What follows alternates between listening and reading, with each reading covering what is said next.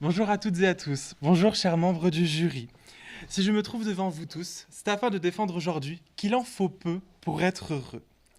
Tiré de la chanson du livre de la jungle de Disney en 1967, chanson qui reste facilement dans la tête, l'ours Balou explique sa vision de la vie au jeune humain abandonné prénommé Mowgli. Je vous avoue avoir été quelque peu vexé d'avoir été le seul à obtenir un sujet dont son auteur est un ours ballonné. Si le destin souhaite me faire passer un message sur mon poids, en me montrant subtilement mon ventre du doigt, sachez que je l'ai reçu, mais que je ne m'y étais pas attendu. Eh bien oui, j'ai grossi. Qui aurait pu prévoir ce qui allait advenir de nos vies? Qui, il y a de cela plus d'un an, aurait pu deviner l'arrivée de cette épidémie? Non, je ne parle pas de la crise qui touche la famille des Marseillais avec cette histoire de sorcellerie, mais je parle bien de la Covid-19 qui s'est répandue dans le monde en se propageant plus vite qu'une onde. Emmanuel Macron avait promis en 2017 aux Français un monde nouveau. Pour une fois qu'une promesse est tenue, quel manque de peau.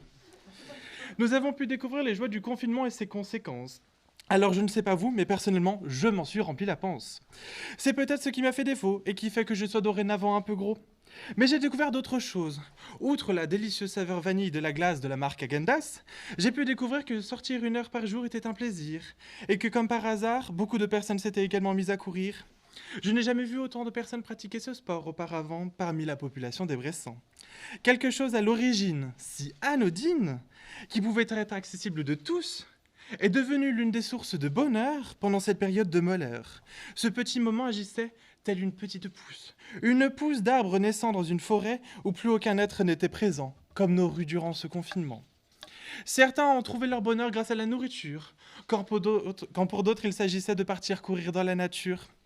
Ce confinement nous a montré qu'il en fallait peu pour être heureux, que l'on pouvait trouver de la joie où que ce soit. Lors de ce confinement, je me suis demandé si j'étais heureux, mais aussi que signifie être heureux. Je suis donc parti consulter notre dieu à tous, Google. Et d'un premier coup d'œil, j'ai pu observer qu'être heureux signifiait avoir une chance favorable. J'ai donc immédiatement pensé à un jeu de table. Non, je ne parle pas du poker se finissant tard la nuit, mais de mon jeu préféré, le Monopoly. Nous y avons tous déjà joué et lancé ces mots d'idées. Nous sommes tous déjà tombés sur la rue de la Paix, qui, soit dit en passant, porte très mal son nom. Puis, situant en face de nous son propriétaire, ce freluquet, qui ose nous demander un versement. Outre le fait que les dés étaient pipés, et non, je ne suis pas de mauvaise foi, la chance de ce freluquet était incontestable, et il me fait perdre une nouvelle fois.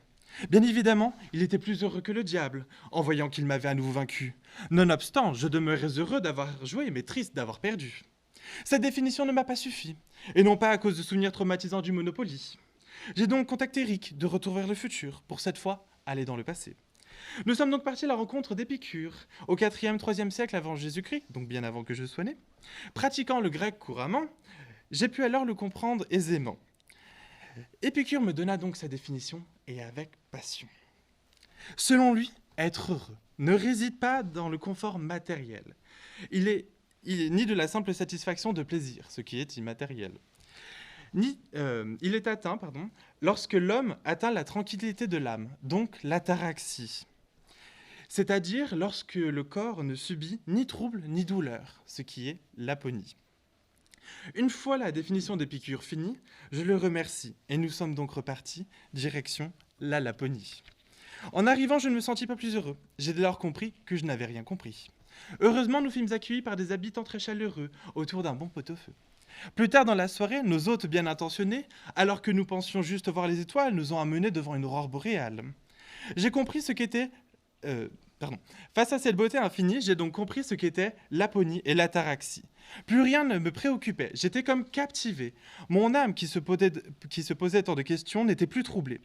Mon corps étant en bonne santé et ne souffrant pas, j'ai pu considérer à cet instant que j'avais franchi un pas.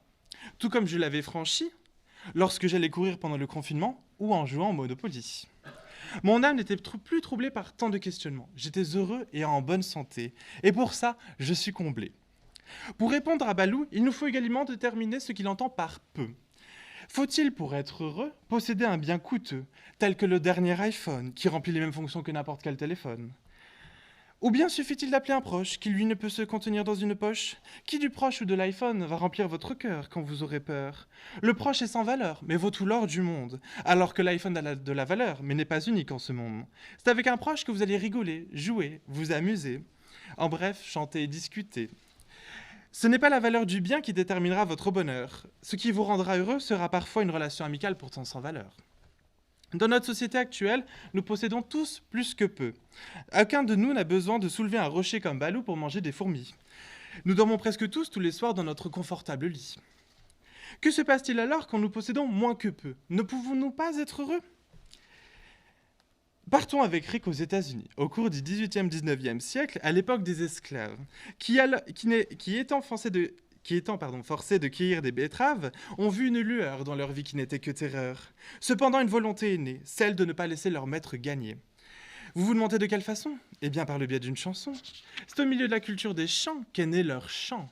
À l'origine sans nom, ce n'est qu'au XXe siècle qu'ils ont pu obtenir une forme écrite et un véritable nom, tel qu'en 1967 avec Oh Happy Day.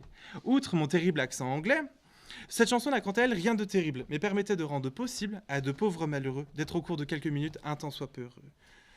Leur âme et leur corps souffrants pouvaient être soulagés en chantant. Afin de trouver la paix intérieure, ils chantaient de tout leur cœur. Balou disait « Il en faut peu pour être heureux, vraiment très peu pour être heureux ». Et pour ces personnes qui ne possédaient même pas leur propre vie et qui étaient tourmentées dans leur malheur, elles ont su créer leur propre bonheur et calmer un tant soit peu leur agonie, en apportant à leur petit cœur au fond d'eux un peu de bonheur les rendant heureux. Je me suis alors demandé s'il fallait posséder beaucoup pour être heureux. Il me fallut donc un homme se prenant pour Dieu. J'appelai à nouveau Rick pour cette fois y aller, direction la Corée. Et là il m'a paru, j'avais devant moi Kim Jong-un. Alors, je tiens à rétablir la vérité, il ne s'agit pas d'un personnage de cartoon. Il s'agit véritablement du chef d'État du nord de la Corée.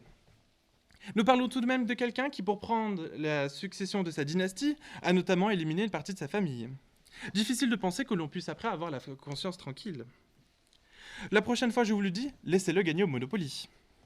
Inquiète est la tête qui porte la couronne. C'est une citation de Henri IV. Je me dis alors que cet homme, Kim, à l'allure de Monsieur Barbapapa, était en fait bien inquiet et seul dans sa prison en albâtre, et que même s'il régnait sur un pays, il craignait chaque jour que quelqu'un le tuât. Lui, heureux, oh non, c'est bien tout le contraire. Lui qui assassina son propre père est en vérité bien malheureux. Craignant la moindre trahison, il ne peut atteindre la paix, et donc la paix de l'âme, et donc l'ataraxie. En même temps, vous me pardonnerez, mais c'est un con. Quand on a une famille en vie, il faut savoir profiter de chaque instant, qui peut rendre un moment flamboyant. Pour faire plus moderne qu'Henri IV, je vous dirais que dorénavant, inquiet est celui qui a le pouvoir, craignant qu'on le mène à l'abattoir. Je me suis surpris en tout cas à avoir un point commun avec Kim, bien que l'idée me déprime. Nous aimons tous les deux bien manger. Même si on ne va pas se mentir, il est un peu plus bedonné. Je me suis alors demandé s'il fallait avoir un physique digne d'un athlète des Jeux Olympiques, afin d'être heureux. Je me regarde un peu. Je vois dans mon reflet le charisme de Georges Clooney, le visage de Jean Dujardin au petit matin, et la carrure de Dwayne Johnson. Vous l'aurez compris, il est temps que mon réveil sonne pour me sortir de cette illusion, quand on voit en vérité que j'ai les sourcils de François Fillon, le ventre à Casimir, non pas pour mon plus grand plaisir, et quand mon réveil sonne 8 heures, les cheveux de Margaret Thatcher. Je n'ai donc pas le physique d'un athlète des Jeux Olympiques, je ne suis qu'un homme lambda à qui son corps va. Et bien que je n'ai pas la plastique d'un dieu, mon corps me suffit amplement pour me rendre heureux. Il est maintenant temps de terminer avec un sujet palpitant. Bien évidemment, je parle d'alcool. Cette succulente boisson dont tout le monde raffole. Je vous vois rougir, très cher membre du jury. Je me doute que pendant cette pandémie, vous vous êtes servi un verre de vin, et pourquoi pas avec votre concubin. Ne faites pas comme Maïté. Faites attention à la quantité. Lorsque vous en buvez un peu, l'alcool vous soulage de ce qui vous hante, ce qui vous rend heureux. Mais attention, buvez-en trop et c'est en enfer qu'aura lieu la descente. Ce breuvage aux 1000 saveurs a de quoi vous faire peur. Prenez le volant et vous verrez si vous tirez le ticket gagnant. Mais vous risquez une chose, c'est que votre futur se finisse droit dans un mur et que votre famille n'en soit plus que morose. Donc souvenez-vous bien, la prochaine fois, qu'il en faut peu pour être heureux. Et que si vous voyez un ours chanter en dansant, c'est que vous avez dépassé le stade du peu. Je tenais à vous remercier pour m'avoir écouté. Merci. Merci.